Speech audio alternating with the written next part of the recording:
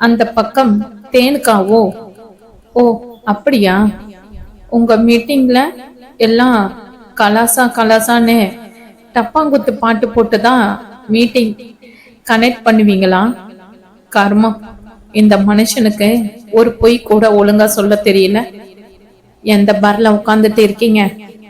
இன்னைக்கு உங்களுக்கு பாத்திரம் தேய்க்கிற வேலை இல்ல. அப்பாடா என அவன் மனதில் மகிழும் போதே, நாளையில இருந்து நம்ம அஞ்சனாவுக்கு காலையில டிஃபன் நீங்க தான் ஊட்டுறீங்க. ஒரு மாசத்துக்கு சின்ன பனிஷ்மெண்ட் கொடுத்தா எல்லாம் நீங்க திருந்த மாட்டீங்க. Now I am lock the door. ஹால்ல படுங்க இனி ஒரு வாரத்துக்கு. அவள் அவனை திட்டிக் கொண்டே போனை வைத்து விட்டாள். இம்முறை தலையில் கை வைத்துக் கொள்வது வைகுந்தின் முறையானது. ஹரி அவனை பார்த்து, ஏண்டா யார் போன்ல என கேட்க, டே துரோகி, எல்லாம் உன்னாலதான்டா. எவ்வளவு நேரமா கேக்குறேன், ஏண்டா இப்படி இருக்க, ஏண்டா இப்படி இருக்கன்னு. வாயை திறந்தியாடா? இப்ப பாரு, உன்னால எனக்கு என் வைஃப் பொது பனிஷ்மெண்ட் கொடுத்துட்டா என அவன் மனைவி அவனுக்கு அளித்த தண்டனைகளை அடுக்க, ஹரி அவ்வளவு நேரம் இருந்த இறுக்கம் தளர்ந்து வாய் விட்டு சிரித்தான். காலையிலிருந்து என்று இருந்தவன் புன்னகைக்கவும், வைகுந்தும் அவனுடன் புன்னகைத்தபடியே, ஏண்டா உனக்கு உன் வைஃப் ஏதாவது பெரிய பனிஷ்மெண்ட் கொடுத்துட்டாங்களா? அதான் காலையில இருந்து உம்முன்னு இருக்கியா என கேட்க, இல்ல என்று மறுப்பாக தலையசைத்தவன், போலாமா என எழுந்து கொள்ள, வைகுந்த் பணம் செலுத்தி விட்டு அவனை வற்புறுத்தாமல் அவனுடன் சேர்ந்து நடந்தபடி பாரை விட்டு வெளியேறினான். டே, ஒரு அரை மணி நேரம் முன்னாடி இத செஞ்சு இருந்தேனா நான் தேனிக்கிட்ட இருந்து தப்பிச்சிருப்பேன்ல. புலம்பியபடியே வைகுந்த் தன் டூ வீலரை ஓட்டி கொண்டு சென்று விட, ஹரி தன் காரை உயிர்ப்பித்து நள்ளிரவில் ஆள் ஆர்வமற்ற சாலையில் தன் வீட்டை நோக்கிய பயணத்தை தொடங்கினான். குளிர்ந்த காற்று அவன் முகத்தில் மோதி அவன் மன வெண்மையை தணிக்க முயன்று தோற்று கொண்டு இருந்தது. அவன் மனம் ஒரு வாரத்துக்கு முன்பு நடந்த நிகழ்வுகளில் மூழ்கியிருந்தது. ஹரியின் குடும்பமும் வர்த்தினியின் குடும்பமும் சென்னையில் தங்கி இருந்த ஒரு வாரமும் ஹரி தன் வாழ்வில் பூலோக சொர்க்கத்தை கண்டான். வர்த்தினி அவனுக்கு பிடித்த சமையல் வகையார்களை அவன் தாயிடமே கற்றுக்கொண்டு அவனுக்கு பார்த்து பார்த்து பரிமாறினாள். ஹரியும் அவன் குடும்பத்தை கோவில், பீச், சினிமா என வெளியிடங்களுக்கு அழைத்து போகும்போது எல்லாம் இயல்பாக அவன் கை கோர்த்து கொண்டு அவனுடன் வலம் வந்தாள். காரில் இரவு வேளையில் திரும்ப நேரிட்டால் அவன் தோள் சாய்ந்து உறக்கம் கொண்டாள். இருவருக்கும் இடைவெளி இருந்தாலும் ஒரே படுக்கையை உறக்கத்திற்கு பயன்படுத்தினர். ஹரிக்கு ஏனோ மனம் இனம் புரியாத அமைதியை அடைந்தது. அவள் மூச்சு காற்று உழவும் இடத்தில் இருப்பதே இவ்வளவு சுகமா இருக்குமா? ஹரிக்கு ஏனோ இந்த நிலையே அவன் வாழ்நாள் முழுவதும் தொடர்ந்தால் கூட போதும் என்ற நிறைவு ஏற்பட்டுவிட அவன் நிம்மதி புற முதுகையிட்டு ஓடும் நாளும் சீக்கிரம் வந்தது. தங்கதுரை தன் நின்று போன வேலைகளை காட்டியும் தாமரை தன் மகள்களின் படிப்பு மற்றும் தம்பியின் பொறுப்பில் விட்டு விட்டு வந்த ஆடு மாடுகளை காட்டியும் ஊருக்கு கிளம்பினர். வந்தவர்கள் கிளம்பித்தானே ஆக வேண்டும் என ஹரியும் அவர்களை தன் காரில் அழைத்து சென்று ரயில் நிலையத்தில் பத்திரமாக விட்டுவிட்டு அன்றை தன் பணியில் தன்னை மீண்டும் இணைத்து கொண்டான். இரண்டாம் முறையாக வேலைக்கு திரும்பும் புது மாப்பிள்ளை கிண்டல் கேலிகளை எல்லாம் அனுபவித்துவிட்டு அவன் தன்னை பணியில் ஆழ்த்தி கொள்ள அவன் இதழில் மலர்ந்திருந்த இளம் முறுவலில் வைகுந்து கூட ஆச்சரியப்பட்டுதான் போனான். மாப்பிள்ளைய சிஸ்டர் நல்லா கவனிக்கிறாங்க போல. பையன் திறந்த வாய் மூடாம சிரிச்சுக்கிட்டே இருக்கான் என மனதிற்குள் நினைத்தவன் தன் வேலையை கவனிக்க சென்று விட்டான். அன்று இரவு வீடு திரும்பிய ஹரி பூட்டி இருந்த கதவை கண்டு மலர்ந்து நிற்க அவன் பின்னால் கேட்ட காலடி ஓசையில் திரும்பி பார்த்தவன் மலைத்து நின்றான். அங்கே வர்த்தினி நீண்ட பின்னலை கொண்டையாக்கி அதை கொஞ்சம் குதிரைவால் போல் தொங்கவிட்டு நீண்ட குர்தாவும் ஜீன்ஸும் அணிந்து கையில் சில பைக்களை பிடித்தபடி நின்றிருந்தாள். அவள் வெளியே சென்று வந்ததை விட அவள் அணிந்து நின்ற உடைகள் அவனை கடுப்பேற்ற. கோபமாய் அவள் புறம் திரும்பியவன், எங்கே போய்விட்டு வர? ஒரு போன் பண்ணி சொல்லிட்டு போக மாட்டியா? இது என்ன உங்க ஊருன்னு நினைச்சியா இடியட்? உனக்கு இங்க எந்த இடமும் தெரியாதுன்னு தெரியாம வெளியே சுத்த போனா? ஹரி தன் பாட்டில் இறைந்து கொண்டிருக்க வர்த்தினி அவனை கொஞ்சம் கூட பொருட்படுத்தாமல் கதவை திறந்து இத்தனை நாள் தங்கதுரையும் லலிதாவும் பயன்படுத்திய அறைக்குள் சென்று கதவை தாளிட அறைக்குள் கொலவெறியே வந்தது. என்ன நினைச்சுக்கிட்டு இருக்கா இவன் மனசுல என்று மனதிற்குள் நொந்தவன் தன் தோல் பையை அருகில் இருந்த சோஃபாவில் வீசிவிட்டு அந்த அறை கதவை உடைத்து விடுப்பவன் போல் தட்ட, இம்முறை கதவை திறந்தவளின் தோற்றத்தில் ஹரி பேச வந்ததை மறந்து சிலையென நின்றான். வர்த்தினி கையற்ற குட்டை பனியனையும் முழங்கால் வரை மட்டுமே கொண்ட தொல ஷார்ட்ஸையும் அணிந்து வெளியே வர, வந்தவளின் மேனி செழிப்பை அவள் அணிந்து வந்த ஆடைகள் படம் பிடித்து காட்ட, ஹரி மூச்சடிக்கும் நிலையில் சென்று அமைதியாக நின்று கொண்டிருந்தான். மேசையின் மேல் ஒரு சாவி குத்தை வைத்தவள், மிஸ்டர் ஹரி, உங்களுக்கு தனியா கீ ரெடி பண்ணிட்ட. இனிமே நீங்க எப்ப வந்தாலும் இந்த கீயை யூஸ் பண்ணிக்கலாம். ஏன்னா இனி நான் எப்ப வேணா வருவேன், எப்ப வேணா போவேன். சொல்ல முடியாது. அப்புறம் எனிவே ரொம்ப தேங்க்ஸ். நம்ம ஃப்ரெண்ட்ஸ் முன்னாடி உங்க ஆக்டிங் மார்வலஸ். நான் அசந்தே போயிட்டேன். அப்புறம் நான் உங்களுக்கு லெஃப்ட் சைட்ல இருக்கிற ரூமை யூஸ் பண்ணிக்கிறேன். திங்ஸ் எல்லாம் காலையிலேயே ஷிஃப்ட் பண்ணிட்டேன். இனி நீங்க விருப்பம் போல சுதந்திர மனுஷனா இருக்கலாம். மிஸ்டர் ஹரி, ஐயோ மறந்தே போயிட்டனே என ஓடி சென்று தன் கைப்பையில் இருந்து பணத்தை எடுத்து கொண்டு வந்து மேசை மேல் வைத்தவள், இதுல 30,000 பணம் இருக்கு. உங்க பிளாட்ல நான் தங்க போறதுக்கான அட்வான்ஸ். மந்த்லி 5,000 ரெண்டா பே பண்ணிடுறேன்.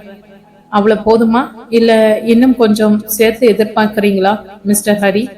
அவள் பேசிக்கொண்டே அவனை நிமிர்ந்து பார்க்க, அவன் முகத்தில் தாண்டவம் ஆடிய ரௌத்திரம் அவளுள் நடுக்கத்தை ஏற்படுத்தினாலும் திறமையாய் அதை மறைத்து கொண்டு தெனாவட்டாக அவனை நிமிர்ந்து பார்ப்பவள் போல் அவள் நடிக்க, கண்ணிமைக்கும் நேரத்தில் அவளை நெருங்கியவன் அவளை தன் கைகளில் தூக்கி கொண்டு தன் அறையை அடைய, வர்த்தினி திமிரல்கள் எல்லாம் பலனற்று போயின. அவளை தன் படுக்கையில் போட்டவன், என்னடி சொன்ன?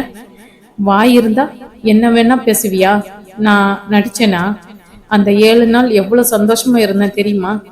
யார் வீட்டுல யார் தங்குறதுக்கு யார்கிட்ட பணம் கொடுக்கற? ஏய், ஏதோ நான் வாக்கு கொடுத்துட்டேங்கிறதுக்காக உன்னை சும்மா விடுறேன். இல்ல புருஷனா என்ன உறவுன்னு இப்பவே உனக்கு நிரூபிச்சு காட்டிருப்பேன். இன்னொரு முறை இந்த மாதிரி கிறுக்குத்தனமா ஏதாவது பேசினேன், நான் கொடுத்த வாக்க காத்துல பறக்க விட வேண்டியோர் இல்ல. அதுதான் உன் விருப்பம்னா? ஹரியின் பார்வை உடல் முழுவதும் தழுவி செல்வதை போல் இருக்க, வர்த்தினி அவசரமாய் எழுந்து அமர்ந்தாள். குட்டை பனியனை கீழே இழுத்து விட்டு கொண்டே, ஓ அப்படியா, நீங்க ரொம்ப சந்தோஷமா இருந்தீங்களா? அப்புறம் ஏன் சார் டெய்லி நைட்னா யாருக்கு தெரியாம பால்கனில போய் குடிச்சிங்க? அந்த காரணத்தை நான் தெரிஞ்சுக்கலாமா என அவள் நக்கலாய் வினவ, இம்முறை பதில் பேச முடியாமல் தடுமாறினான். அது அது என அவன் திண்டாடி தவிக்கையில், என்னடா யாருக்கும் தெரியாதுன்னு 12 மணிக்கு மேல பூனை மாதிரி எழுந்து பால்கனில குடிச்சா இவ எப்படி கண்டுபிடிச்சான்னு யோசிக்கிறீங்களா? எனக்கு சரக்கு நாத்தம் கொஞ்சம் கூட ஆகாது. நீங்க பால்கனி கதவை திறந்து வச்சு குடிச்சா அந்த நாத்தம் என் தூக்கத்தை கெடுத்து உங்க களவாணித்தனத்தையும் எனக்கு காட்டி கொடுத்துருச்சு. வீட்டுல பெரியவங்க இருந்தாங்களேன்னு இத்தனை நாள் அவங்கள சகிச்சுக்கிட்டு இருந்தேன். என் புருஷன் குடிக்கிறாங்கிறத நான் கொஞ்சம் கூட ஏத்துக்கவே மாட்டேன்னு ஏற்கனவே உங்ககிட்ட சொல்லியிருந்தேன். ஸோ எப்பவும் நீங்க எனக்கு யாரோ தான். யாரோ வீட்டுல எப்படிங்க வாடகை கொடுக்காம தங்க முடியும்? இனி ஒரு முறை என்னை தொடாதீங்க. சே, மறுபடி குளிக்கணும். அவள் தனக்குள் முணுமுணுத்து கொண்டு அவன் அறையை விட்டு வெளியேறிவிட ஹரி தளர்ந்து கட்டிலில் அமர்ந்தான். அன்று இரவு வர்த்தினி அவனை உணவு உண்ண அழைக்கவில்லை. இவனும் அறையை விட்டு வெளியே செல்லவில்லை. காலையில் இருந்தவன் குளித்து தயாராகி வெளியே வர வீட்டில் ஆள் இருக்கும் ஆர்வமே இல்லை. அவன் சென்று சமையலறையில் எட்டி பார்க்க அங்கு சமையல் நடைபெற்ற எந்த அறிகுறியும் இல்லாமல் இருக்க ஹரி வெறுப்புடன் பீஸாவுக்கு ஆர்டர் கொடுத்து அது வந்தவுடன் வேண்டா வெறுப்பாக உண்டுவிட்டு அலுவலகத்துக்கு கிளம்பினான். அன்று முதல் சராசரியாக 7 நாட்கள் கடந்து விட்டது. வர்த்தினி அவன் முகத்தை சரியாக பார்ப்பது கூட இல்லை. அவனுக்கு பிடித்த சமையல் வகைகளை மாங்கு மாங்கு என்று கற்றுக்கொண்டவள் இப்பொழுது எல்லாம் அவன் வீட்டில் இருக்கையில் சமையலறை பக்கம் செல்வதே இல்லை. அவன் துணிகளை தொடுவது கூட இல்லை. ஹரியின் வாழ்க்கை மீண்டும் பழைய நிலைக்கு திரும்பிவிட்டது. துணி துவைத்து அயன் செய்து கொடுக்க மீண்டும் பழைய ஆட்களையே நியமித்தான். காலையில் பீஸா, மதியம் அலுவலக கேண்டீன், இரவில் உணவகம் என்று மீண்டும் அவன் உணவு பழக்கமும் அவனுக்கு பிடித்தமற்ற பழைய நிலைக்கே திரும்பியது. அவன் பிளாட்டை நெருங்கியவுடன் பார்க்கிங்கில் தன் காரை நிறுத்தியவன் வீட்டை தன்னிடம் இருந்த சாவி கொண்டு திறந்து தன்னுடைய அறைக்குள் சென்று முடங்கிக் கொண்டான். பக்கத்து அறையில் வர்த்தனியின் நடமாட்டத்தை சிறு சிறு சத்தங்கள் வெளிப்படுத்த அந்த சத்தத்தை கேட்டுக்கொண்டே ஹரியின் மனம் அமைதியடைய ஹரி நிம்மதியாக தூங்கத் தொடங்கினான். அவன் அறையில் அரவம் நின்றதும் கொஞ்ச நேரம் காத்திருந்தவள் சத்தம் எழுப்பாமல் அவன் அறையை அடைந்து மெதுவாய் கதவை திறந்து அயர்ந்து உறங்கிக் கொண்டிருந்த அவன் முன்னே நின்றாள். அவள் கண்களில் கண்ணீர் தேங்கி நிற்க அவன் முகத்தை சற்று நேரம் தன் கண்களில் நிறைத்து கொண்டவள் அவன் திரும்பி படுக்க அசைய வேகமாய் அறையை விட்டு வெளியேறி தன் அறையை அடைந்தான். இது குறித்து வழக்கமாக அவள் செய்யும் செயல்தான். கொஞ்ச நேரமாவது ஹரியுடன் கழித்தால்தான் அவளுக்கு அரைக்குறை உறக்கமாவது அவள் கண்களை தழுவும். அவர்களுக்கு இடையில் இருந்த சுவர் இந்த மௌன நாடகத்தின் சாட்சியாய்தான் காண்பவற்றை வெளியில் சொல்ல முடியாத நிலையில் மௌனமாய் நின்று கொண்டு இருந்தது.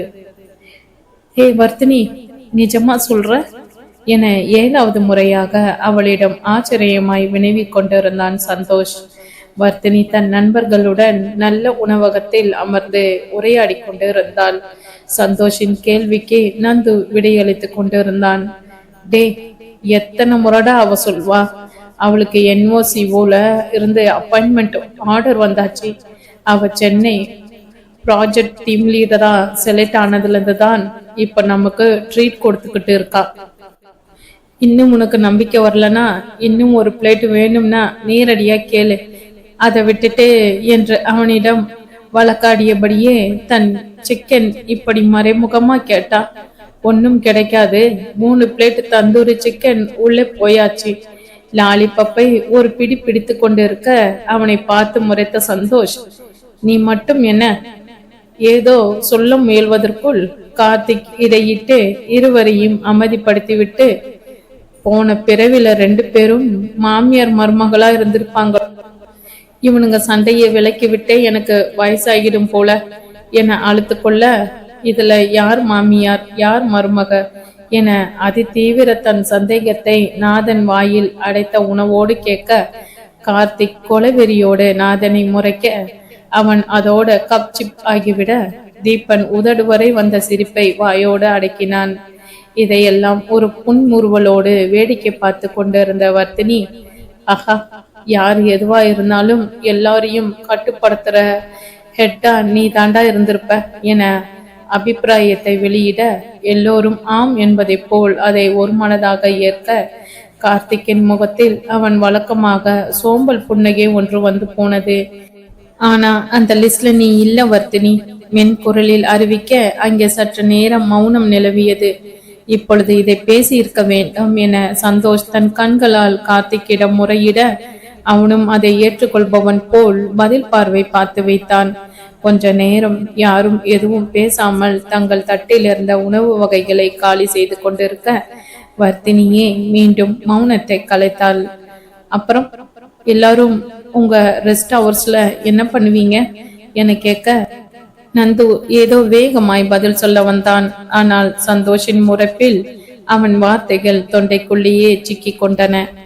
நாதன், ஏன் எங்க எல்லோருக்கும் பார்ட் டைம் ஜாப் ஏதாவது தேட போறியா இல்ல வழக்கம் போல ஏதாவது சங்கம் ஆரம்பிச்சு எங்களை போஸ்டர் ஒட்ட வைக்க பிளான் போட்டிருக்கியா? ஆளை விட சாமி, இந்த மாசம் மட்டும் 7 பில்டிங் புக் ஆகியிருக்கு. என்னால எல்லாம் எங்கேயும் அலைய முடியாது. முதலிலேயே ஜகா வாங்க. கார்த்திக் அவனை நோக்கி ஒரு கண்டிப்பான முறைப்பை செலுத்தி விட்டு, ஏன் வர்த்தினி, ஏதாவது பிளான் வச்சிருக்கியா என கேட்க, முதல்ல இங்கேயும் ஆல்காலிக் அனானிமஸ் கேங் ஸ்டார்ட் பண்ணலாம்னு தான் நினைச்சேன். ஆனா முதல்ல உங்க வீட்டை திருத்திட்டு அப்புறம் தெருவுக்கு வாங்க மேடம்னு யாராவது, ஏன் நீங்க எல்லாருமே கேட்க சான்ஸ் இருக்குல்ல, அதான் நான் இந்த ஐடியாவை ஸ்டாப் பண்ணிட்டேன். அவள் குரலில் இருந்த வழியை உணர்ந்த நண்பர்கள் முகம் கோபத்தால் கன்ற தொடங்க வர்த்தினி மேலும் பேச தொடங்கினாள். நான் +2 படிச்சப்போ எங்க வீட்டுல என்ன ஸ்பெஷல் டியூஷன் அனுப்ப வசதி இல்லை. அப்ப எல்லாம் நீங்க என்ன பண்ணுவீங்கன்னு உங்களுக்கு ஞாபகம் இருக்கா? நீங்க டியூஷன் போயிட்டு வந்து வாரம் ஒரு முறை எங்க ஊருக்கு என்னை தேடி வந்து எனக்கு சொல்லி கொடுத்துட்டு போவீங்க. கவர்மெண்ட் ஸ்கூல் படிச்ச ஸ்கூலுக்கு வர்றதே பெரிய விஷயம். பாவம், அவங்க எல்லாம் பணம் கட்டி ஸ்பெஷல் டியூஷன் எப்படி போவாங்க? என்னோட பிளான் என்னன்னா, நாம எல்லோரும் சேர்ந்து ஏதோ ஒரு கவர்மெண்ட் ஸ்கூல் பக்கத்துல இருக்கிற சின்ன பில்டிங்கை வாடகைக்கு எடுத்து, ஏன் +2 பசங்களுக்கு ஃபீஸ் இல்லாம ஸ்பெஷல் டியூஷன் எடுக்க கூடாது? நமக்குள்ள டன் போட்டுக்கலாம். ஏதோ நம்மளால முடிஞ்ச சின்ன ஹெல்ப் சொசைட்டிக்கு. நாம டியூஷன் எடுத்து ஒரே ஒரு ஸ்டூடெண்ட் பெஸ்டா வந்தா கூட அது நமக்கு பெருமை தான். நீங்க எல்லாம் என்ன நினைக்கிறீங்க? வர்த்தினி கேட்டுவிட்டு நண்பர்கள் கூட்டத்தை பார்க்க அவர்கள் அனைவர் முகத்திலும் ஒரு மெச்சுதல் பார்வை இருந்தது. கார்த்திக் மனதில் நினைத்து கொண்டான், இவ வாழ்க்கையே இங்க போராட்டமா இருக்கு. ஆனா அதை பத்தி கவலைப்பட்டு அதிலேயே உழலாம். இந்த சமுதாயத்தை பத்தி இவளால எப்படிதான் யோசிக்க முடிந்ததோ என தனக்குள் வேந்தவன் யார் கருத்தையும் கேட்காமல், கண்டிப்பா வர்த்தினி பண்ணலாம் என வாக்களிக்க, அவனை தொடர்ந்து மற்ற அனைவரும் கண்டிப்பா நாங்களும் ஹெல்ப் பண்றோம் என உறுதியளிக்க, நந்து, ஏன் வர்த்தினி, சுடர் ஒளி பத்திரிகையில ஏரியா ரிப்போர்ட்டர் ஜாபுக்கு இன்டர்வியூ போனியே, என்ன சொன்னாங்க என கேட்க, முதல்ல ஒரு ரியல் மேட்டரை நியூஸா ரெடி பண்ணி மெயில் பண்ண சொல்லி இருக்காங்க, அதை பார்த்துட்டு சொல்றாங்களாம் என பதிலளிக்க, கார்த்திக் சரி சரி கிளம்பலாம் நேரமாச்சு என முடிக்க, வர்த்தினி உணவுக்கான பில்லை கட்டி முடித்தவுடன் அவர்கள் வெளியே வந்தனர். கார்த்திக் அவளிடம் மென்குரலில், உன் செலவுக்கு எல்லாம் பணம் இருக்கா வர்த்தினி? இங்க பில் அதிகமா வரும்னு தான் நான் வேற ஹோட்டல் சஜஸ்ட் பண்ணேன், நீ தான் கேட்கல என வருத்த குரலில் முடிக்க, சற்று நேரம் கலகலத்து சிரித்தவள், அச்சோ, எனக்கு கல்யாணமும் ஆனதும் எங்க அம்மா அண்டா குண்டால எல்லாம் இத்தனை நாளா சேர்த்து வச்ச பணம் எல்லாம் வெளியே வருது. எங்க மாமா வேற அவர் பங்குக்கு டவுன் பக்கம் வாழ போற பொண்ணுன்னு பணக்கட்டை தூக்கி கொடுக்கிறார். வந்த மொய் பணத்தை அம்மா என்னையே செலவு வச்சுக்க சொல்லி கொடுத்துருச்சு. ஒரே பாசமலைதான் போ. இப்போதைக்கு என்கிட்ட தேவைக்கு மேலேயே பணம் இருக்கு. இல்லைனாலும் நீ கவலைப்படாத. எங்க வீட்டுக்காரர் பணத்துல கண்டிப்பா உங்களுக்கு எல்லாம் ரோட்டு கடையில உங்களுக்கு எல்லாம் டீ வாங்கி ட்ரீட் கொடுக்க மாட்டேன், சரியா? அதுக்கு மரியாதையே கொடுத்துடுவேன் என அவள் சொல்லிவிட்டு அமைதியாகிவிட, நாதன், உன் புருஷன் காசுல பிரியாணி திங்கிறதுக்கு பதிலா பட்டினி கிடக்கலாம் என கோப குரலில் கொடுக்க, கார்த்திக் அவனை பார்வையாலேயே அதட்டினான். நான் பஸ் பிடிச்சு கிளம்புறேன், நீங்க கிளம்புங்க என அவள் விடை கொடுக்க, கார்த்திக் புன்னகையுடன் தன் பேண்ட் பாக்கெட்டில் இருந்த அழகிய புது மாடல் தொடு உணர் அலைபேசியை எடுத்தவன் அவளிடம் கொடுத்து, வெற்றிகரமா இன்டர்வியூ பாஸ் பண்ணதுக்கு என்னோட பிரசன்ட் என அவளிடம் கொடுக்க, வர்த்தினியின் கண்களில் மகிழ்ச்சி மின்னல் வந்தது. அடுத்த நாதன் தன் பரிசாக டிஜிட்டல் கேமராவை அளித்துவிட்டு, ஜேர்னலிஸ்ட் ஆக போறதுக்கு அட்வான்ஸ் கிஃப்ட் என வாழ்த்த, இது எங்க 2 பேரோட பிரசன்ட் என்று நந்துவும் தீபனும் அவளிடம் புது மாடல் லேப்டாப்பை ஒன்றை நீட்ட, வர்த்தினி மகிழ்ச்சியில் பேச முடியாமல் அவர்கள் கொடுத்த பரிசு பொருட்களை கையில் வைக்க இடமின்றி வைத்துக் கொண்டிருந்தாள். அவளிடம் ஒரு பிளாஸ்டிக் கேரி பேக்கை நீட்டிய சந்தோஷ், இதுதான் என் பிரசன்ட். இப்ப நீ இது எல்லாத்தையும் இந்த பேக்ல சேஃபா வச்சு உன் வீட்டுக்கு எடுத்துட்டு போகலாம் என வலியுறுத்த, அவனை வர்த்தினி பொய்யாக முறைத்தபடி, சரியான கஞ்சண்டா நீ, பாவம் ஸ்ரீ உன்னை கட்டிக்கிட்டே என்ன பாடுபாட போறாளோ என போலியாக அழுத்து கொள்ள, தன் காதலியின் பெயரை கேட்டதும் வந்த வெக்கத்தை மறைக்க சந்தோஷ் அவள் கையில் இருந்த பொருட்களை கேரி பேக்கிற்கு இடம் மாற்றுபவன் போல் குனிந்து கொள்ள, அனைவரும் அவனை பார்த்து வெடி சிரிப்பு சிரிக்க நிமிர்ந்து பார்த்த சந்தோஷ், டேய் ரொம்ப சிரிக்காதீங்க, நீங்களும் ஒரு பொண்ணு கிட்ட மாட்டும் போது நானும் இப்படிதான் சிரிப்பேன் ஹிஹி என அவர்களை போல் சிரித்து காட்ட, மீண்டும் அங்கே ஒரு சிரிப்பலை பரவியது. சரி நான் கிளம்புறேன் என வர்த்தினி பஸ் ஸ்டாப்புக்கு நடக்க துவங்க, அவள் கை பற்றிய சந்தோஷ், என்ன மேடம், ஒரு ப்ராஜெக்ட் டீம் லீடர் இப்படியா பஸ்ல போறது, ஒரு கார் அட்லீஸ்ட் ஒரு 2 வீலர் என அடுக்க, அதுக்கெல்லாம் நான் இப்ப எங்கடா போறது என அவனிடம் சலித்து கொள்ள, அவள் கையில் ஒரு புத்தம் புது கீயை திணித்தவன் சற்று தொலைவில் லாவெண்டர் நிறத்தில் புத்தம் புதிதாக நின்று கொண்டிருந்த ஸ்கூட்டியை காண்பித்து, இனி நீ நடந்து பஸ் பிடிச்சு இப்படியெல்லாம் அலைய வேண்டாம் வர்த்தினி, உன் ஸ்கூட்டியிலே சும்மா ஜம்முன்னு போலாம் என சொல்ல, வர்த்தினியின் கண்கள் கலங்கி விட்டன.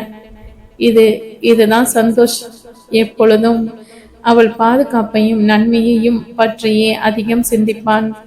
அவர்கள் அருகில் மற்ற நண்பர்களும் வந்துவிட, சந்தோஷ், ரொம்ப ஃபீல் பண்ணாத வர்த்தினி, நான் ஜஸ்ட் 10,000 பே பண்ணி இந்த ஸ்கூட்டியை உனக்காக வாங்கியிருக்கேன், இனி மாசம் மாசம் இஎம்ஐய நீ தான் பே பண்ணணும் என முறுவலிக்க, அவன் தலையை கலைத்து விட்டவள், தேங்க்ஸ் சந்தோஷ் என தன் கரகரத்த குரலில் நன்றி தெரிவிக்க, கார்த்திக் சூழலின் கனத்தை குறைக்க விரும்பி, சந்தோஷ், அவங்க ஊர்ல ஓட்ட டிவிஎஸ் 50 ஓட்டி தான் பழக்கம், சென்னை டிராபிக்ல தனியா வண்டி ஓட்ட சொல்லிவிட்டா அடுத்த நாள் ஒண்ணு வண்டி காயலங்கடையில இருக்கும், இல்ல இவ கட்டு போட்டு ஹாஸ்பிட்டல்ல இருப்பா, இது தேவையா என்ன சொல்லிவிட்டு சிரிக்க, டே உன்ன அவனை முறைக்க, வர்த்தினி நான் உன் கூட வரேன், நீ வண்டிய ஓட்டு, நான் தைரியமா உன் பின்னாடி உட்கார்ந்துட்டு வரேன், அவன் கடக்குறான் பொறாம பிடிச்சவன் என கார்த்திக் வர,